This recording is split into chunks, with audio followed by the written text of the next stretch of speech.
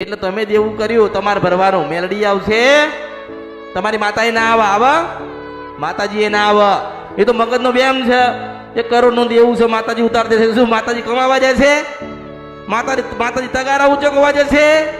જ્યારે કર્યું તાર તો મેલડીને કીધું નહીં, ખોડિયાને કીધું નહીં, કાળકાને કીધું નહીં, વપરાઈ ગયા, બરબાદ થઈ ગયા. લોકો હેરાન કરે છે એટલે મેલડીને હેરાન કરવા આવે છે. મારે કોઈની જરૂર, હું ભલી ને મારો અમૃત ભલો. સ્વાભાવિક છે ને?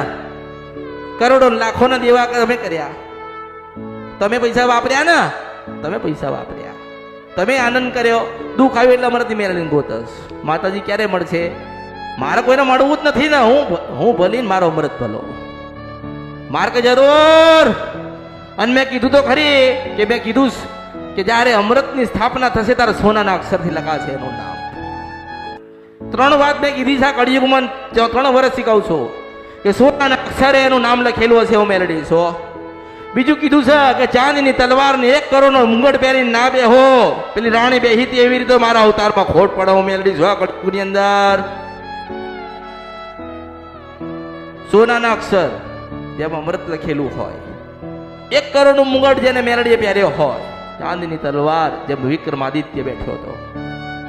આ પાછી ઉજ્જૈન નગરીનો રાજા જેમ બેહીને રાજ કરી ગયા એવી રીતે રાજ કર્યા વગર જતી રહું ને તોય મારું નામ કળિયુગમાં મેલડી જતું રહે. મેલડી છું અને હું તો આલવાઈ છું, હું આલવાઈ છું. તમને લેતા આવડતું?